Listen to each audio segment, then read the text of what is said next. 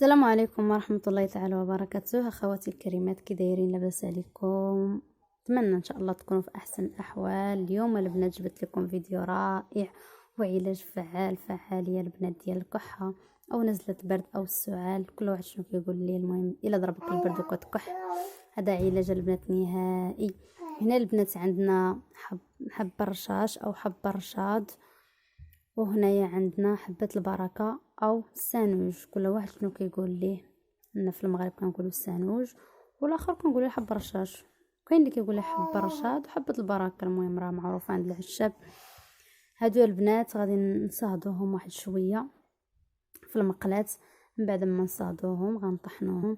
هذا البنات راه علاج والله العظيم الى اكثر من رائع. انا هذا اللي كنستعمل لولادي والله العظيم، ماشي زعما عن تجربه في ولادي، ماشي جيتو كنقول لكم هكاك.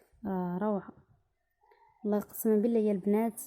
يا بنتي الا كنت كنعطي ليها من 40 يوم، ودابا راه غير ولدي ضربو البرد وقلت نشارك معاكم تجربتي، نشارك معاكم هذا العلاج. راه والله يا البنات الا 2 المرات عطيته لولدي بالحساب، 2 المرات سبحان الله تشافى باذن الله. المهم البنات هذه هي الوصفه ديالي اليوم. نتمنى صراحه يعجبكم هذا الفيديو نيت، وراه جربوها البنات. راه فاعل واحد الدرجه ما نعاود لكم بصراحه. وتصوروا انا ما كنعطيش لولادي داك السيرو ديال الفارماسي من صغرهم. هذه الوصفه من الوالده ديالي اللي كنت قلتها ليا من صغرهم، وانا كنعطيهم غير هذه. ملي كنت كنرضعهم كنعطي لهم في الحليب ديالي، تكبروا كنعطي لهم في الحليب ديال الشكوى، المهم الحليب ديال الحامض. مو حبيباتي من بعد ما غنصهدو هادشي غير شويه، ما نقليوش عاوتاني يتحمر باش يمر، لا غير يدوزو من النار شويه باش تكون فيهم ديك الريحه زوينه. اما الا ما تقلاو ما كتكونش فيهم الريحه. المهم البنات من بعد ما غنصهدوهم هكايا غادي نطحنهم في المرز، ومن بعد غنديروهم ليهم في الحليب مع العسل الحر. تبعوا معايا البنات، راه علاج اكثر من روعه صراحه. نتمنى تجربوها البنات، ما غاديش تندموا والله العظيم. المهم اخواتي دابا غادي نطحنوا ان شاء الله، ومن بعد نتلاقاو.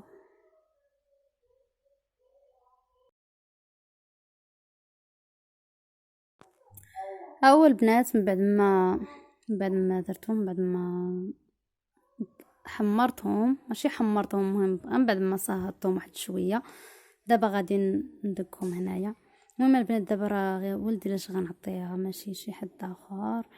غير بغيت نشارك معكم تجربه وصافي. مرض لي ضربوا البرد، خرجته البارح والجو شويه بارد صافي ومرض ليا.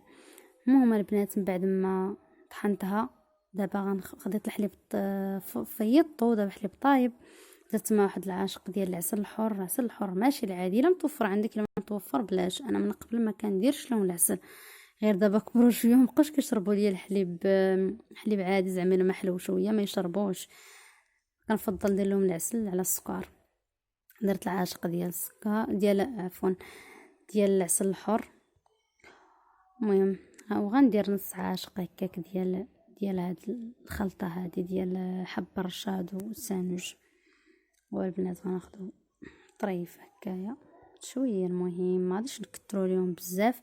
قياس واحد شويه، كثرت شويه على الاخر. بنت شويه كبيره والدري شويه صغير عليها، داكشي علاش واحد شويه كثرت لي، واحد شويه نقصت شويه نسبه، ماشي بحال صافي. حتى هي غير عطيتو ليها وصافي. ضروري غينوضوا ليا البكا، ما هي ما فيها لا رواح لا والو. هذا البنات، هاد الخلطه البنات راه الا منفعتهم ما تضرهمش. وحبيباتي هذا هو الفيديو ديال اليوم، كنتمنى ينال الاعجاب ديالكم. وما تنساوش البنات الاشتراك، تفعلوا الجرس والاشتراك ولايك. نتمنى يعجبكم الفيديو ديالي. السلام عليكم ورحمة الله تعالى وبركاته. استودعكم الله.